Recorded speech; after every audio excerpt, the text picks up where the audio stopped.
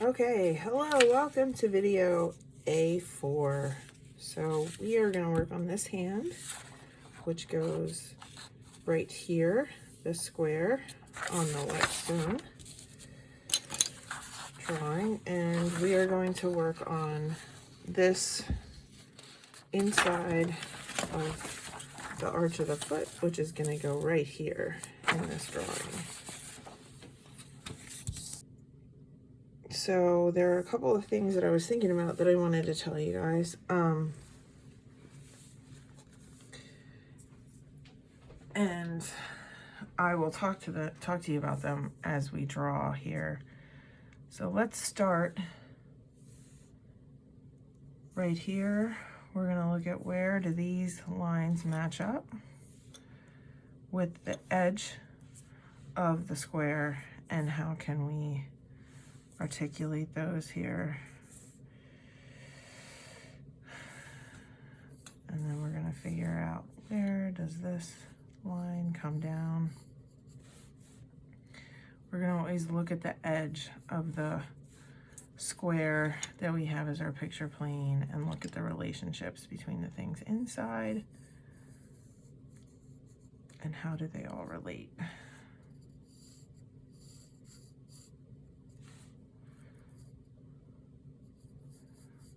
Okay, I'm looking at this line in relationship with this line in relationship with this shading, which I will eventually put in there. I don't really need to draw it. I just need to keep it in mind as I am drawing the other things that will have more of a linear quality. This is a shade. Okay, so when I draw this finger, I'm not going to think of it as a finger. I'm just looking at the lines, because if I name it as a finger, that's going to distort my ability to observe. So I want to think about how wide is this? Where is the angle here? And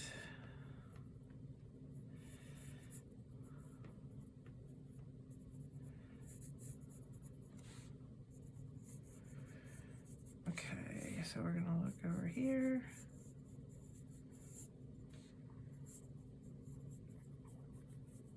Over here.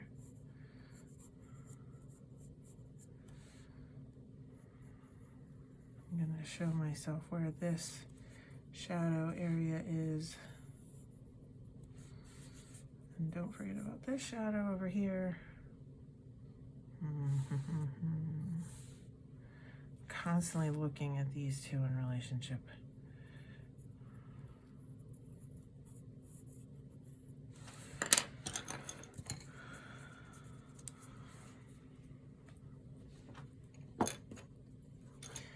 Okay, so I had a very helpful conversation with a student lately. And let's see, I'm trying to think of how to describe this. He was asking me about how his drawings were looking compared to other students who had maybe more experience in drawing because they've just spent more time outside of class over years before I knew them. And it made me realize I need to tell you guys, there is no shortcut to being good at this. It takes the time and the practice. And so I think some of you who are watching these videos and drawing with the videos are showing dramatic improvement, but it's still going to take time before this becomes automatic, I guess, or something that's so internalized that you can rely on it to be there. So there's no trick. I don't know a trick. There's no way to just say, okay, I'm gonna do this and it's not gonna be something of a struggle or requiring a lot of effort. And so you look at me, I'm fairly good at this, and it takes me 40 minutes to an hour to do one of these drawings.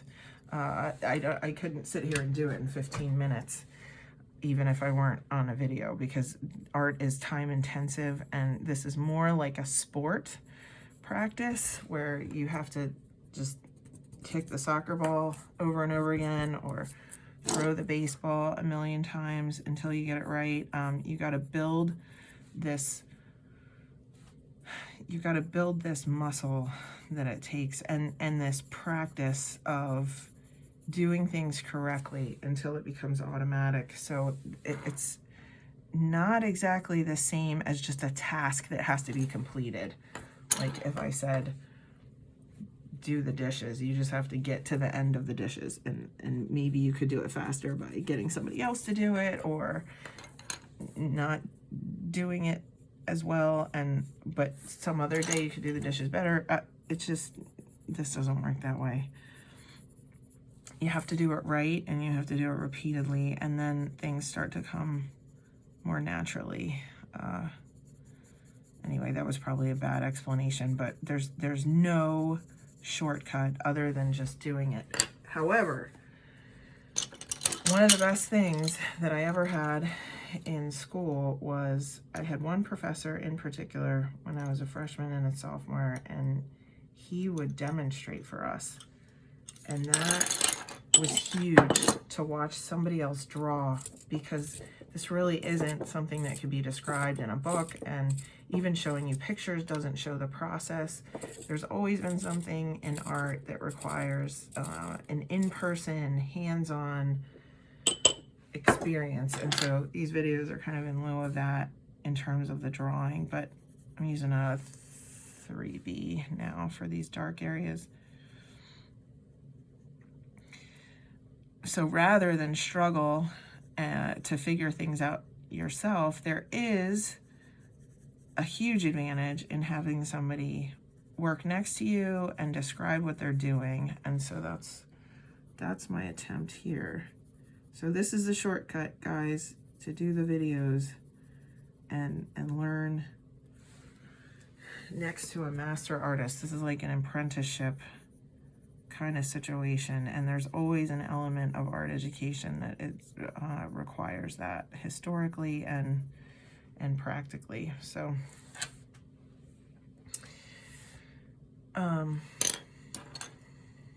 the other thing I want to say is, I have kids coming to me with dull pencil lines saying, but I sharpened my pencil.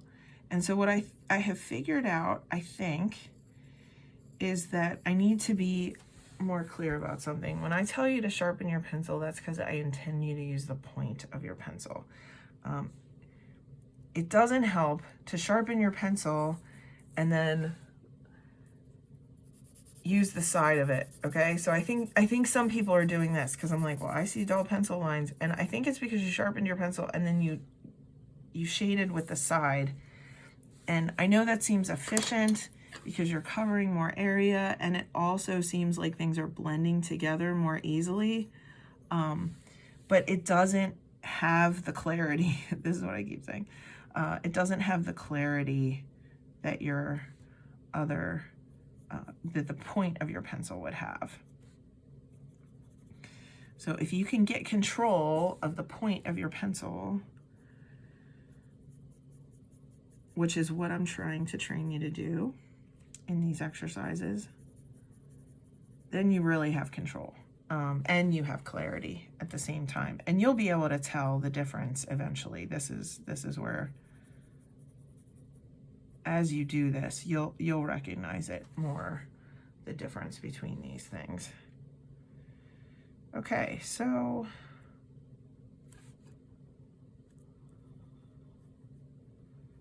I haven't talked much about this drawing because we're doing a lot of the same things that we've been doing, but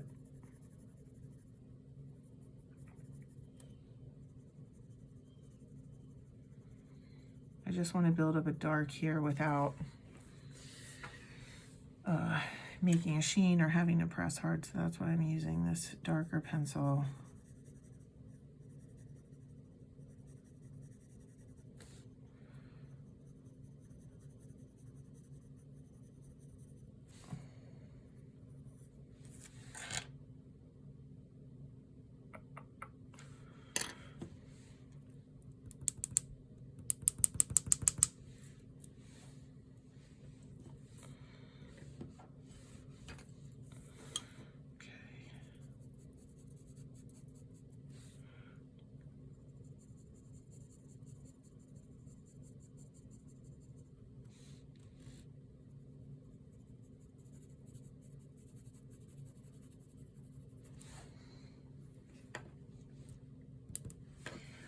So this edge sort of fades up into some value here.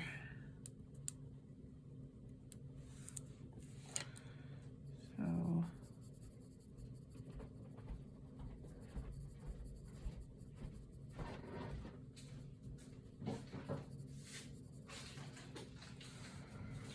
right, and then over here,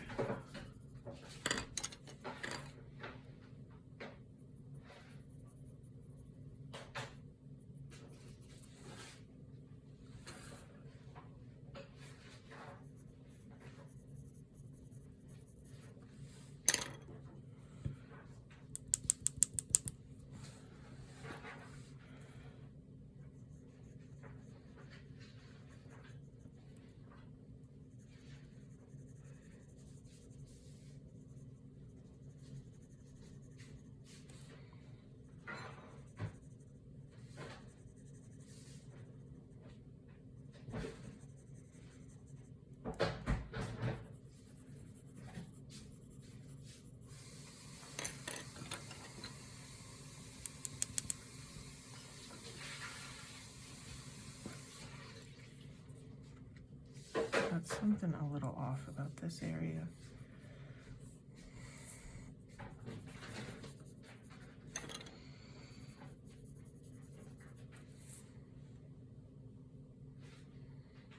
Okay, now I'm going to tackle this shading right here, because you can see this looks like a lump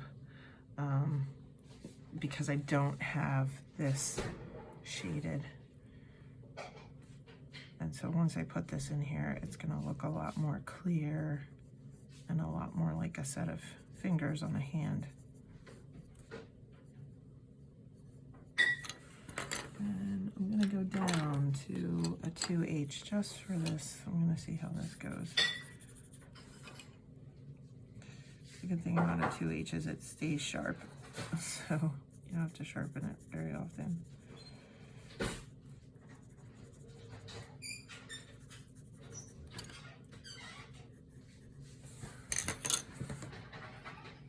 Okay, I'm looking back and forth.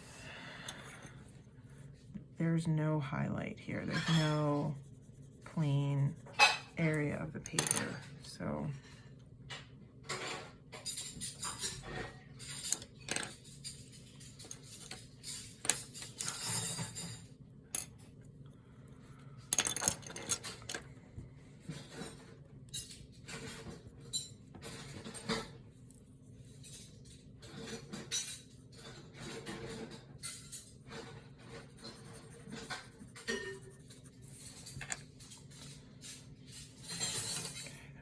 tiny little shading leading onto this finger.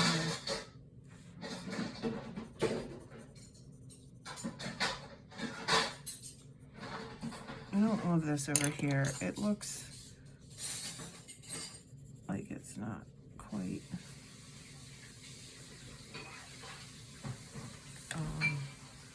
I can tell that I was going straight up and down with these marks. And it fades a little bit right here, so I might take part of this out, put it back in.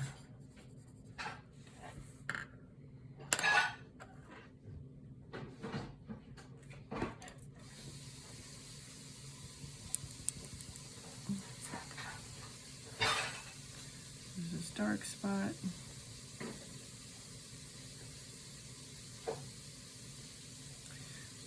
In the specific way, this finger skin, sorry, that's not what I meant to pick up.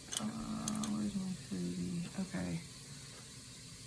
The way this skin wraps around this finger is one of the interesting things about this area of the drawing. And it's interesting, since we're looking at these drawings, or this big drawing, as individual little squares, we're sort of looking at it differently than we would if we just drew the whole thing. Because it's almost like we're looking at parts of it under the microscope.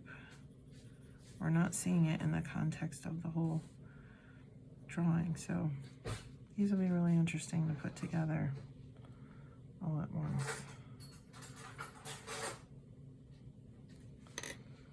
Okay.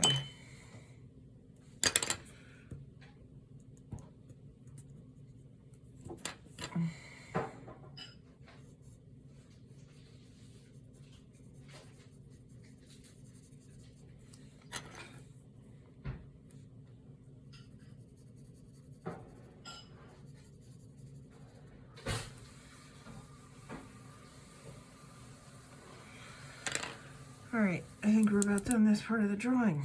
So we'll move on to the next one. Okay, so the second one is darker, so it's gonna take a little bit longer to build this one up. I'm gonna find the intersection points with the grid, the square here. Got a line that comes down here. And I'm mostly looking at this, holding the information in my head, making a drawing, and then coming back and comparing, constantly comparing. I'm gonna look at the negative space over here. This is a really good way for me to get some accuracy, looking at the negative space. And I think,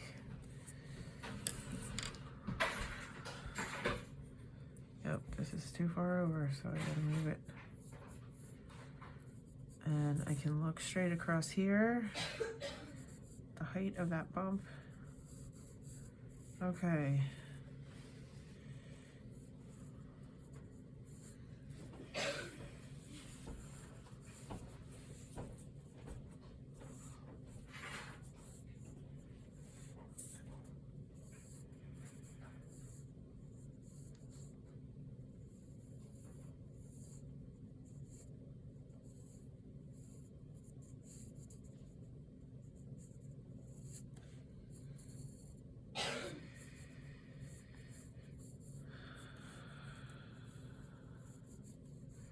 So I'm using very light pressure to just show myself where the areas end. I want to separate the complication of drawing into smaller pieces so that I don't have to hold everything in my head all at once. So this is going to give me some idea of where to stop. When I get to one of these really light lines, I'm going to know, uh-oh, I better stop here and look, make sure I know where I am and what I'm doing and reorient. Okay, so all this is going to be dark. So I can lay in a shade here just to get it started. So this is my darkest area. And I've got some bumps under here, a little bit of eraser. Okay.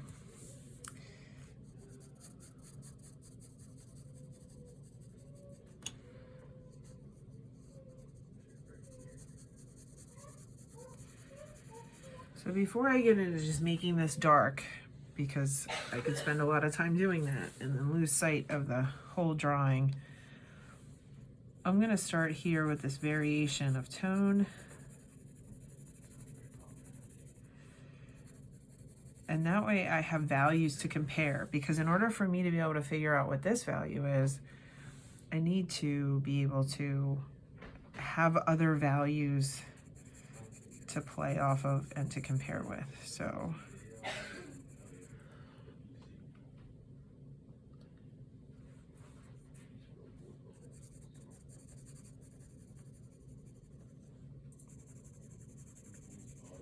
okay, so we've got a little bit of value here. I'm just laying this really lightly in, but I'm using the point of my pencil. Even if it doesn't look like it, I promise, because I'm watching myself, and from this angle, I'm like, oh, I could see where you think I'm using the side of my pencil. Maybe I'm using the side of the point of my pencil, but I'm still using the point of my pencil because I need those sharp lines to be able to do this. Okay, so this is a soft transition I've got right here.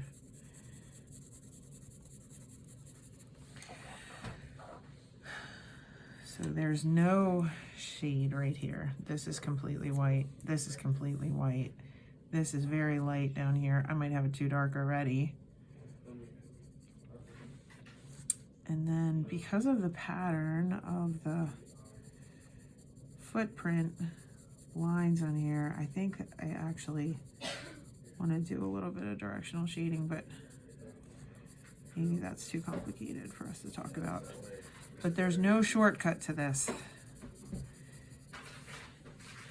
It gets easier, but it's still time consuming. So don't give in to the temptation to put a lot of pressure on your pencil just to quickly get a dark, because you're gonna lose that depth that the pencil can make.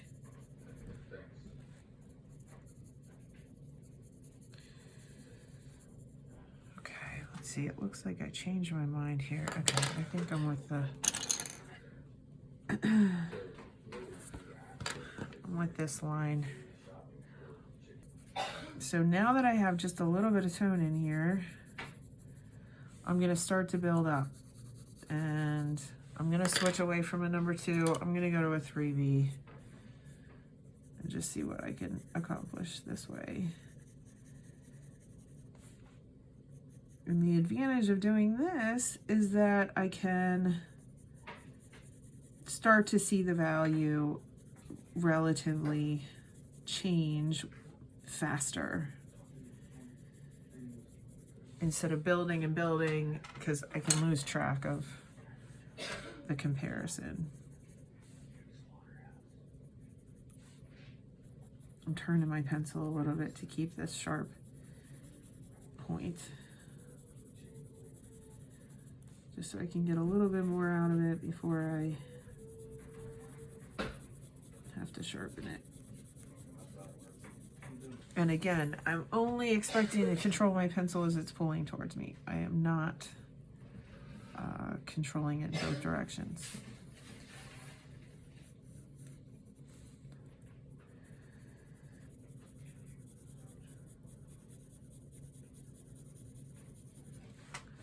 Do not use a mechanical pencil for this. You need to feel the crush of the pencil. You need to feel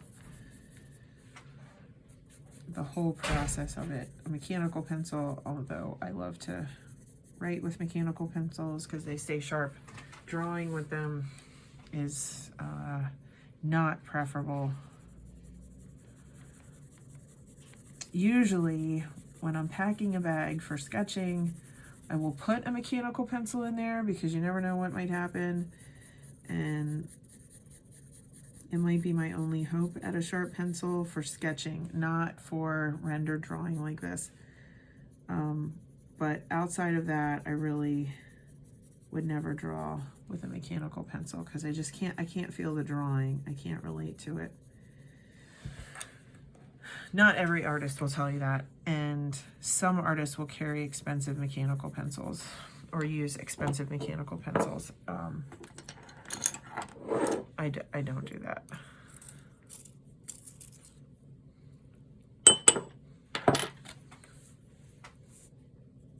Every tool has its purpose. But you don't want to become dependent on a tool.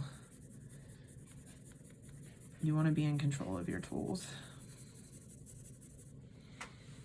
You use them because they're useful to you, not because you don't know how to do something else.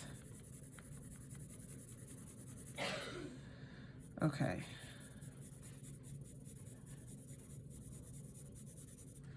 So we're always building control, and this is just going to take me some time. And I'm going to switch away from this 3B here pretty soon.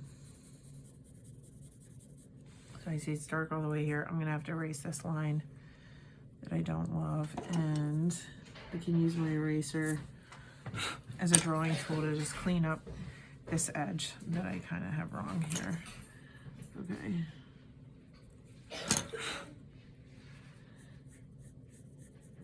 Okay.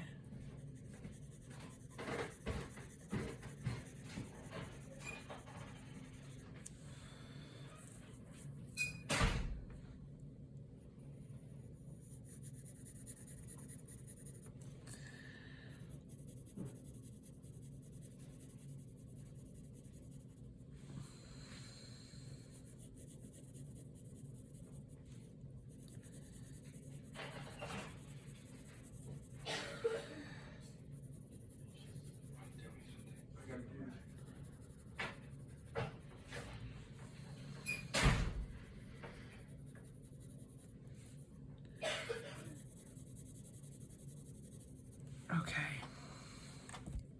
So this area right here is a little bit darker. And you see how at the beginning of this shading part that I was doing, the number 2 pencil looked pretty dark compared to the whole thing. Now that I have a value laid in here with a 3B, a couple layers of 3B, now this looks very light. My eyes are constantly adjusting, but this is why I say you don't know what you have until you put marks on the paper. You have to have something to compare it to.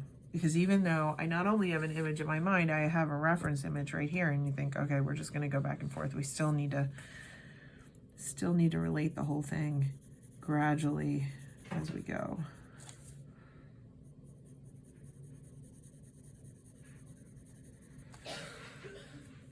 Okay.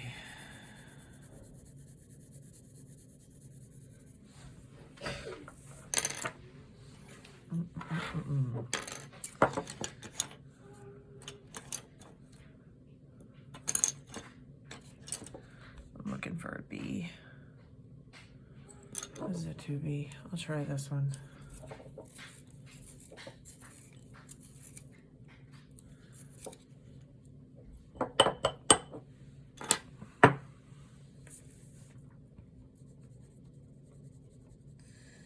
Want something a little darker than an HB. That might be too dark.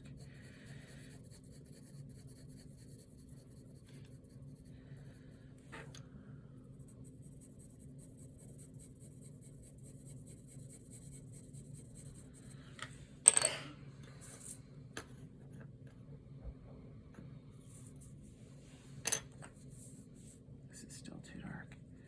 Gonna have to find a B. We need a B.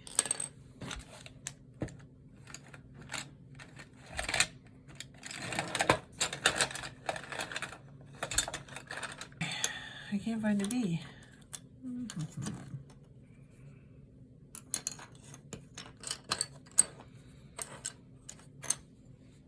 All right, we'll go back to this one.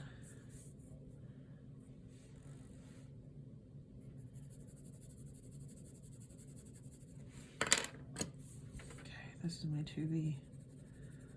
Gonna make it work. I'm looking at this area right here. Choosing an area that has a mid-tone, a dark mid-tone, kinda, and then next to that darkest dark. And I'm gonna build that up. I'm gonna build just this area for now, up to my darkest dark. This is 6B.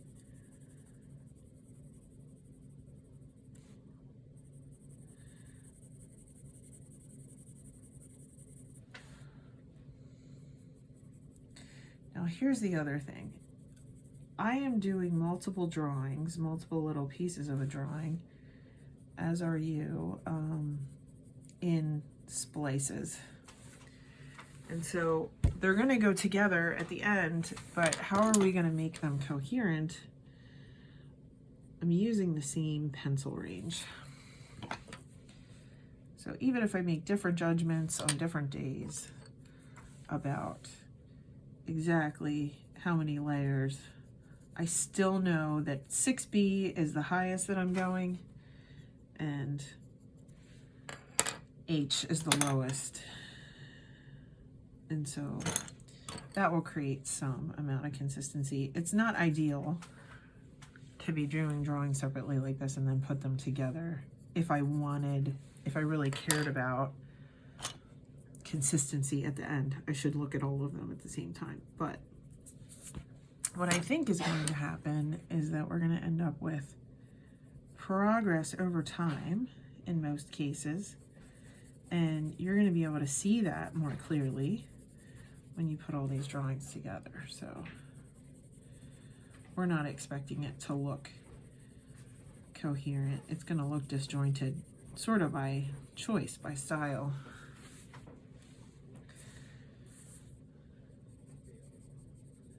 But it's something to think about. If I stay in the same value range, and I handle my pencil the same way every time. That should create a kind of consistency between the drawings even without looking them together. And I don't have the other one here. I'm just doing this one completely separately. The other ones are at school. Okay, now I'm in the lighter area. I'm gonna go back to my 2B. And this angle isn't quite right in my drawing, so I gotta adjust this a little bit. And I can do that by extending the darker area over.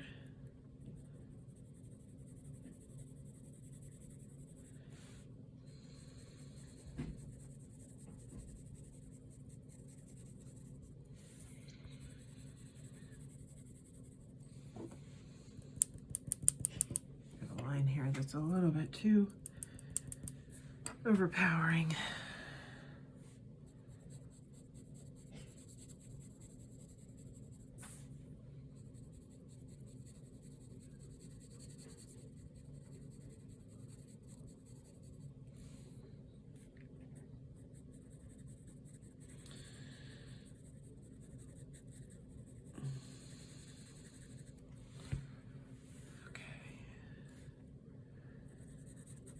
Look over here again. There's a little bit of a dark area here.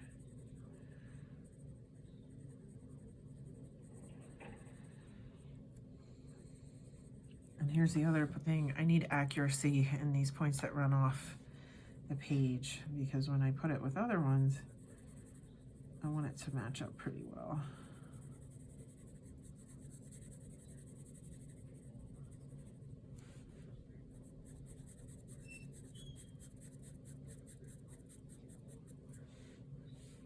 And this is very light pressure I've got here. And this fades in.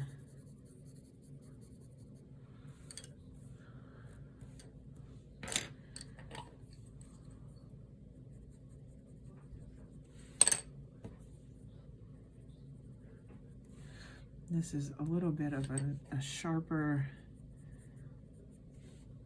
angle here than where it might be elsewhere. My 6B is already dull.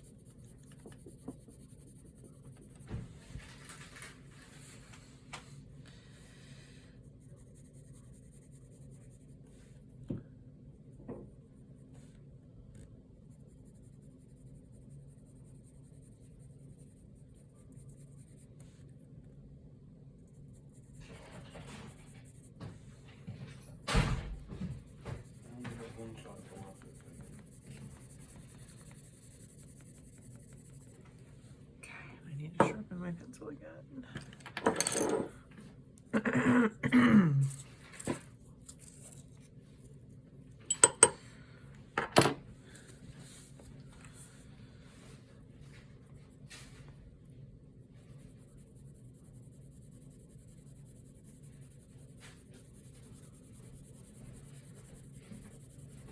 And again, there's nothing else to do but just sit here for a minute and build up these tones.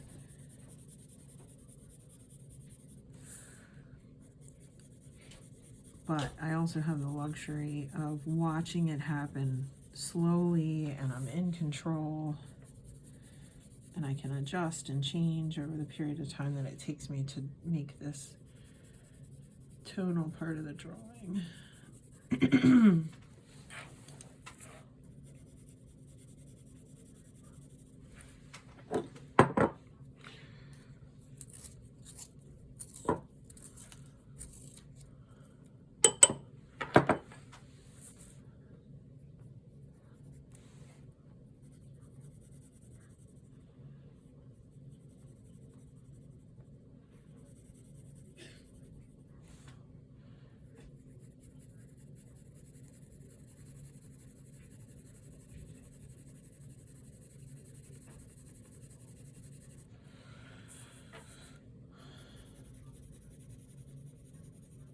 And I want to watch these overlaps because I don't want to have directional lines that my eye can follow.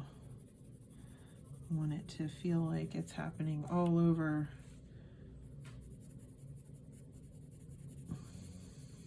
Because the shadow occurs in a mass. It's not actually made with lines in real life, and I want to, and it's not evident in here. So we're gonna stay in control of our pencil. Slowly build up layers with a sharp point. Okay. Starting to look okay. I'm gonna switch to something much lighter. Let's go back to the 2B.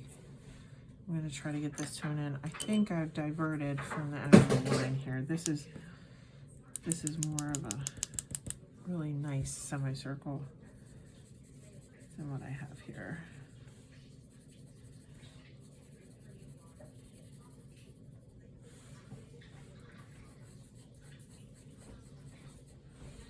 And there is directional line in here.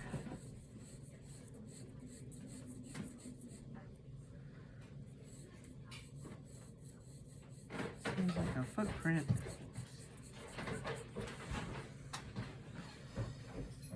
The lines of the skin are in here.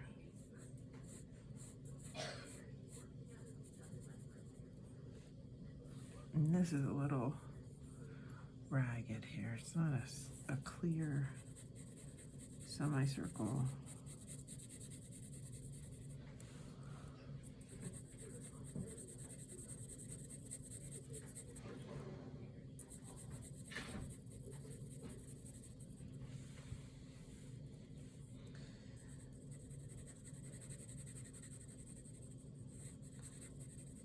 This area is a little bit darker. Looks like there's a little dimple in the foot right here.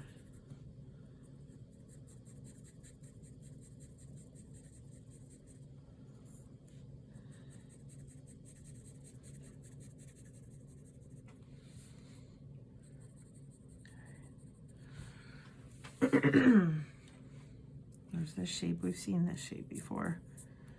Skin bends into that kind of petal shape.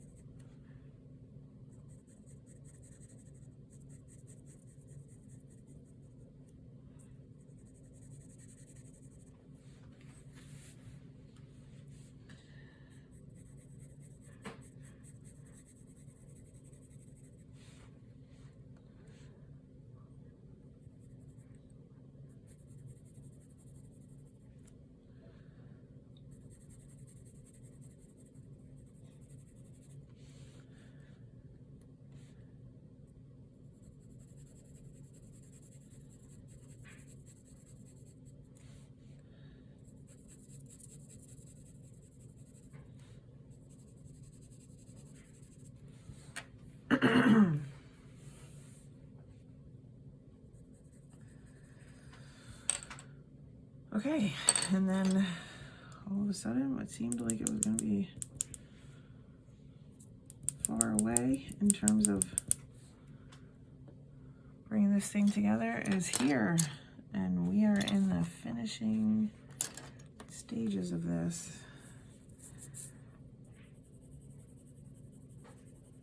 So I need to watch these transitions between the white of the paper and the other tones. That's where I'm going to put a little bit of time here, a little bit of time here.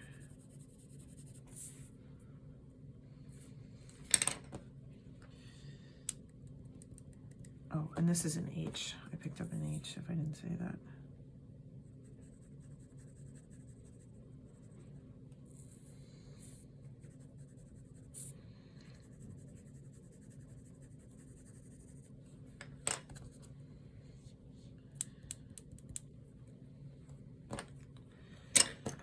Okay, 2B, here we go.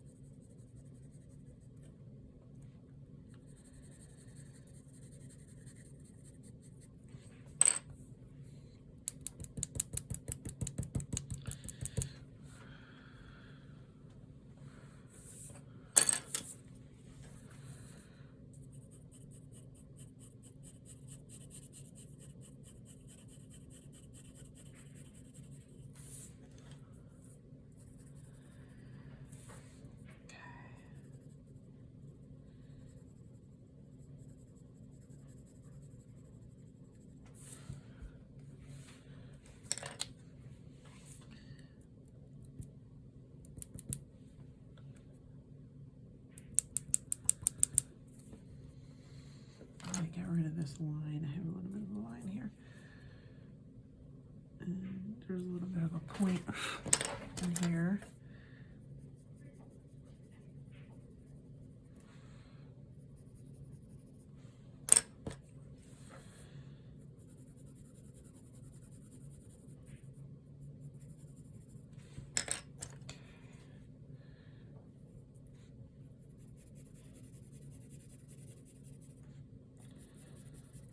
Now that I've been looking at this for a minute, I just want it a little bit more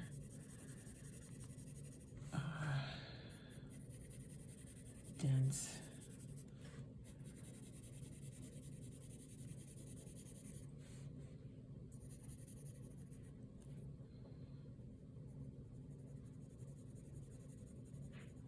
I'll look again over here. Catch the subtlety.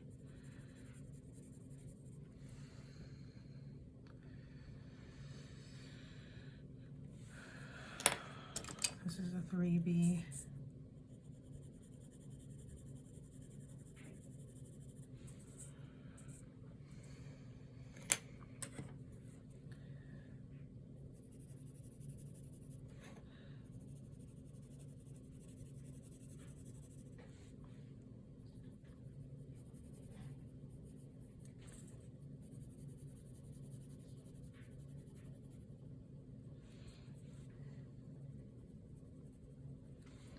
Okay.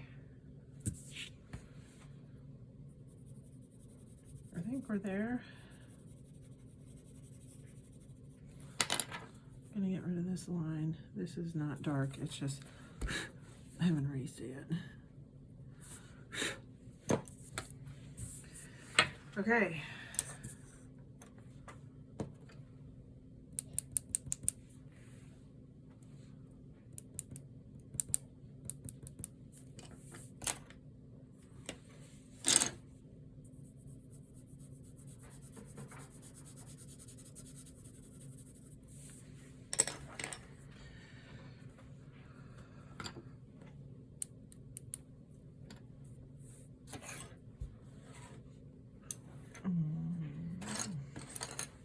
To be.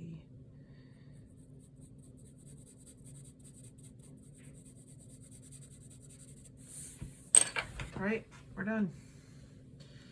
See you next time, guys.